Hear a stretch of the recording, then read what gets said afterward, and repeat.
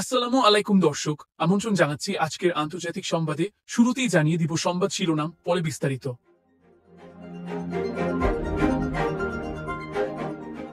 দর্শক, জানিয়ে দিব আজকের আপডেট খবর। যুদ্ধবিরতির মাধ্যমে ফিলিস্তিনি যোদ্ধাদের বিজয় হয়েছে বলেছে ইরান। আরো জানিয়ে দিব বিদায়ী ভাষণে যে সতর্কবার্তা দিলেন বাইডেন। আরো জানবেন গাজায় যুদ্ধবিরতি নিয়ে উগ্র ডানপন্থীদের চাপে নেতানিয়াহু। যুক্তরাজ্য ও ইউক্রেনের 100 বছরের ঐতিহাসিক চুক্তি। সর্বশেষ জানিয়ে দিব গাজাকে নিজের পায়ে দাঁড় করাতে সব করবে তুরস্ক, বললেন এরদোয়ান। দর্শক, এতক্ষণ শুনছিলেন সংবাদ শিরোনাম, এখন বিস্তারিত। তার আগে একটি অনুরোধ দর্শক, ভিডিওটি ভালো লাগলে লাইক, কমেন্ট, শেয়ার করে দিন এবং সাবস্ক্রাইব করে রাখুন পরবর্তী আপডেট পেতে।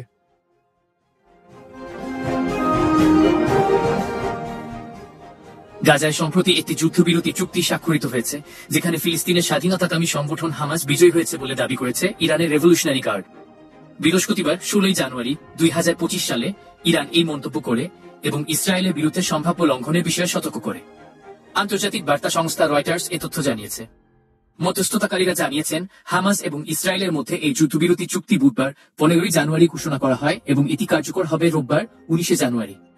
এই চুক্তির শর্ত অনুযায়ী হামাসের কাছে আটক থাকা ইসরায়েলি জিম্মিদের মুক্তি অন্তর্ভুক্ত রয়েছে। ইরানের রেভলিউশনারি গার্ড এক বিবৃতিতে বলেছে, জায়নিস্ট শাসক ইসরায়েলের সঙ্গে এই যুদ্ধবিরতি ফিলিস্তিনের জন্য একটি বড় বিজয় এবং তেল আবিবের জন্য বড় পরাজয়। তারা আরো উল্লেখ করেছে, গাজার স্বাধীনতাকামী গোষ্ঠী হামাসকে অব্যাহতভাবে সমর্থন দিয়ে আসছে ইরান এবং তার মিত্রবাহিনী, যার মধ্যে রয়েছে ইয়েমেনের হুতি বিদ্রোহী ও লেবাননের সশস্ত্র সংগঠন হিজবুল্লাহ। যুদ্ধবিরতি চুক্তি নিয়ে ইরানের সর্বোচ্চ নেতা আয়াতুল্লাহ আলী খামেনি এক বার্তায় হামাসের প্রশংসা করেছেন। তিনি বলেন, ইরান সমর্থিত ফিলিস্তিনের স্বাধীনতাকামী সংগঠন হামাস ইসরায়েলকে পিছু হটতে বাধ্য করেছে এবং এই চুক্তি করতে রাজি করাতে সক্ষম হয়েছে।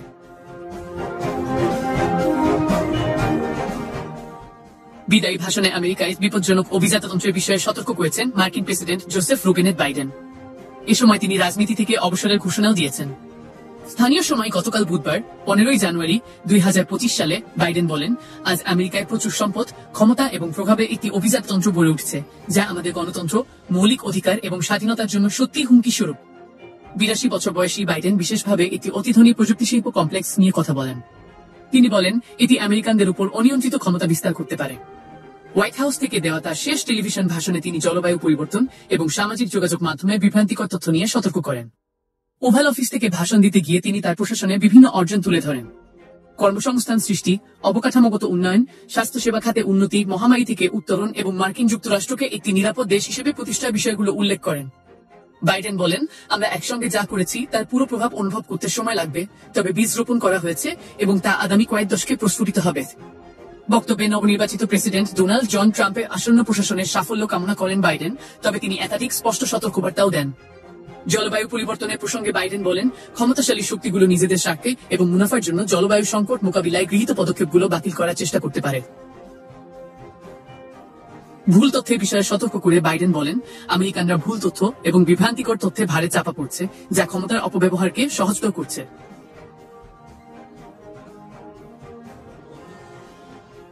তিনি সোশ্যাল মিডিয়া কোম্পানিগুলোর প্রতি কটাক্ষ করেন, বিশেষ করে মেটার সাম্প্রতিক পদক্ষেপ নিয়ে।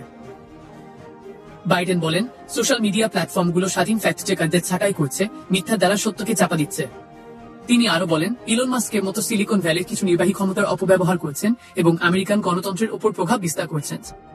বক্তৃতার শেষের দিকে বাইডেন আমেরিকানদের উদ্দেশ্যে বলেন, আপনারা দেশকে পাহারা দিন, আপনাদের নিজেদের রক্ষক হয়ে উঠুন। তার বিদায়ী ভাষণটি এমন একটি দিনে এসেছে যেদিন ইসরায়েল এবং ফিলিস্তিনের স্বাধীনতাকামী সংগঠন হামাসের মধ্যে যুদ্ধবিরতি চুক্তি ঘোষণা করা হয়েছে। উল্লেখ্য, আগামী 20 জানুয়ারি ডোনাল্ড জন ট্রাম্প মার্কিন প্রেসিডেন্ট হিসেবে শপথ নেবেন। তার আগে জাতির উদ্দেশ্যে বিদায়ী ভাষণ দিলেন জোসেফ রোগেনেট বাইডেন।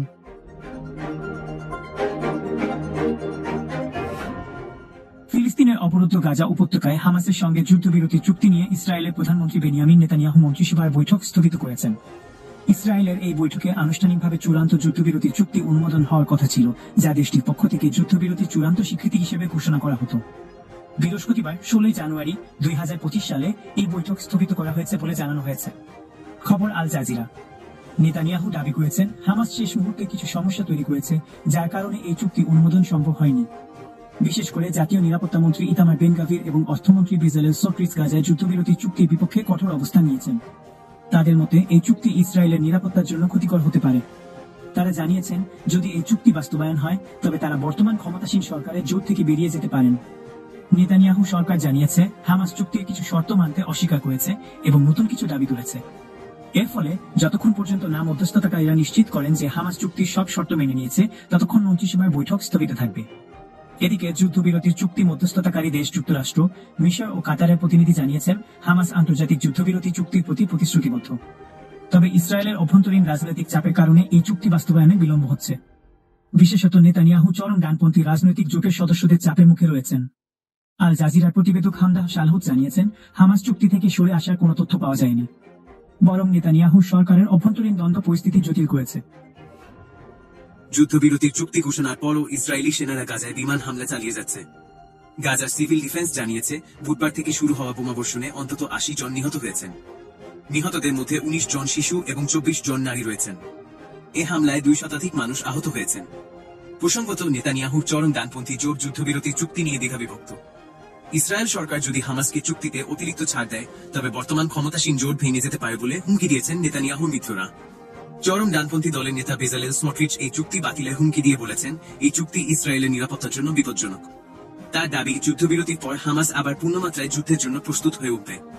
এই পরিস্থিতি ইঙ্গিত দিচ্ছে যে নেতানিয়াহু তার চরম ডানপন্থী জোটের সদস্যদের খুশি রাখতে চাইছেন, যার ফলে যুদ্ধবিরতি চুক্তি বাস্তবায়নে বিলম্ব হচ্ছে।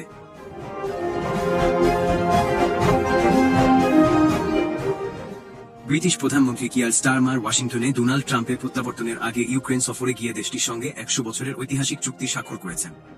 এই চুক্তির আওতায় প্রতিরক্ষা সহযোগিতা বাড়ানো এবং ইউক্রেনকে ভবিষ্যৎ উত্তর আটলান্টিক চুক্তি সংস্থা বা ন্যাটো মিত্র হিসেবে গড়ে তোলার প্রতিশ্রুতি দেওয়া হয়েছে। ফরাসি বার্তা সংস্থা এফপি এ খবর জানিয়েছে। স্টারমারের ইউক্রেন সফরের পরপরই কিয়েভের আকাশে ড্রোন হামলার আশঙ্কায় সাইরেন বেজে ওঠে। ইউক্রেনের আকাশ প্রতিরক্ষা ব্যবস্থা হামলা প্রতিহত করেছে বলে জানিয়েছেন সংশ্লিষ্ট কর্মকর্তারা। প্রধানমন্ত্রী হিসেবে কিয়ার স্টারমারের এটি প্রথম ইউক্রেন সফর। তিনি রাশিয়ার আগ্রাসনের বিরুদ্ধে ইউক্রেনকে অটুট সমর্থন দেওয়ার প্রতিশ্রুতি দেন। স্টারমার বলেন, যুদ্ধবিরতির যে কোনো চুক্তি ইউক্রেনের নিরাপত্তা এবং সার্বভৌমত্ব নিশ্চিত করবে। ইউক্রেনের প্রেসিডেন্ট ভলোদিমির জেলেনস্কি ব্রিটেনের সঙ্গে বর্তমান সম্পর্ককে অতীতের তুলনায় আরও ঘনিষ্ঠ বলে উল্লেখ করেছেন। তিনি বলেন, এই নতুন চুক্তি উভয় দেশের সম্পর্ককে সত্যিকার অর্থেই সর্বাত্মক করে তুলবে। কিয়েভে বক্তব্য রাখতে গিয়ে স্টারমার বলেন, এই চুক্তি আমাদের দুই দেশের মধ্যে বিদ্যমান গভীর সম্পর্ক এবং সহযোগিতার প্রতিফলন। এটি একটি গুরুত্বপূর্ণ মাইল ফলক। চুক্তির আওতায় প্রতিরক্ষা শিল্পে যৌথ উন্নয়ন এবং দুই দেশের প্রতিরক্ষা সক্ষমতা বৃদ্ধির বিষয়গুলো অন্তর্ভুক্ত রয়েছে। প্রেসিডেন্ট জেলেনস্কি জানান, ইউক্রেনের বাহিনী এখনও শক্তিশালী অবস্থানে রয়েছে। পশ্চিমা দেশগুলোর প্রতি আহ্বান জানিয়ে তিনি বলেন, নিরাপত্তা নিশ্চয়তা ছাড়া ইউক্রেন কোনো চুক্তি বিবেচনা করবে না। এই চুক্তিতে যুক্তরাষ্ট্রের সম্পৃক্ততা অপরিহার্য। স্টারমার ইউক্রেনের একটি হাসপাতাল পরিদর্শন করেন এবং নিহত সেনাদের স্মরণে পুষ্পস্তবক অর্পণ করেন। তিনি আহত সেনাদের প্রতি সহমর্মিতা প্রকাশ করেন। যুক্তরাজ্য ইতিমধ্যে ইউক্রেনকে $16 বিলিয়ন সহায়তা দিয়েছে এবং ভবিষ্যতেও এই সহায়তা অব্যাহত রাখার প্রতিশ্রুতি দিয়েছে। স্টারমার বলেন, যতদিন প্রয়োজন আমরা আমাদের সমর্থন দিয়ে যাব। এদিকে প্রেসিডেন্ট জেলেনস্কি পশ্চিমা দেশগুলোকে রাশিয়ার জব্দকৃত সম্পদ থেকে প্রাপ্ত মুনাফা ব্যবহার করে ইউক্রেনের জন্য অস্ত্র কেনার তহবিল গঠনের আহ্বান জানিয়েছেন।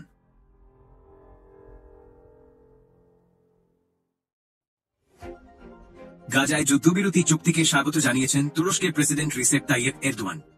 তিনি বলেছেন, গাজাকে নিজের পায়ে দাঁড়াতে প্রয়োজনীয় সবকিছু করবে তার দেশ তুরস্ক। তুর্কি বার্তা সংস্থা আনাদোলু এজেন্সি এই তথ্য জানিয়েছে। ফিলিস্তিনের স্বাধীনতাকামীদের গুরুত্বপূর্ণ মিত্র এরদোয়ান বলেছেন, এই চুক্তি ফিলিস্তিনি ভাইবোন এবং পুরো অঞ্চলের জন্য স্থায়ী শান্তি ও স্থিতিশীলতার পথ উন্মুক্ত করবে। সামাজিক যোগাযোগ মাধ্যম এক্সে দেওয়া এক পোস্টে তিনি আরও লেখেন, হামাস ও ইসরায়েলের মধ্যে এই যুদ্ধবিরতি চুক্তিকে স্বাগত জানায়। তুরস্ক আগেও যেমন গাজার পাশে ছিল, ভবিষ্যতেও থাকবে এবং গাজাকে নিজের পায়ে দাঁড়ানোর জন্য সব ধরনের সহায়তা করবে। এরদোয়ান গাজার জনগণের সাহসিকতার প্রশংসা করে বলেন, আমরা ইসরায়েলের অবৈধ ও অমানবিক আক্রমণের বিরুদ্ধে নিজেদের ভূমি ও স্বাধীনতা রক্ষায় বীরত্বপূর্ণ গাজার জনগণকে স্যালুট জানাই। টানা 15 মাসের সংঘাতের পর যুক্তরাষ্ট্র ও কাতারের মধ্যস্থতায় বুধবার 15 জানুয়ারি গাজায় ইসরায়েল ও ফিলিস্তিনের স্বাধীনতাকামী সংগঠন হামাসের মধ্যে যুদ্ধবিরতি চুক্তি হয়েছে। রোববার 19 জানুয়ারি থেকে এই যুদ্ধবিরতি কার্যকর হবে। এই যুদ্ধবিরতির ঘোষণায় গাজাবাসীর পাশাপাশি বিশ্বের বিভিন্ন দেশে থাকা ফিলিস্তিনিরাও অত্যন্ত উচ্ছ্বসিত। যুক্তরাষ্ট্র, জর্ডান, মিশর, জার্মানি ও তিউনিসিয়া সহ বিভিন্ন স্থানে ফিলিস্তিনি ও স্থানীয় জনগণ এই চুক্তিকে বড় বিজয় হিসেবে উদযাপন করছেন। বিশ্বের বিভিন্ন দেশ ও আন্তর্জাতিক সংস্থাও ইতোমধ্যে এই যুদ্ধবিরতি চুক্তি নিয়ে ইতিবাচক প্রতিক্রিয়া জানিয়েছে।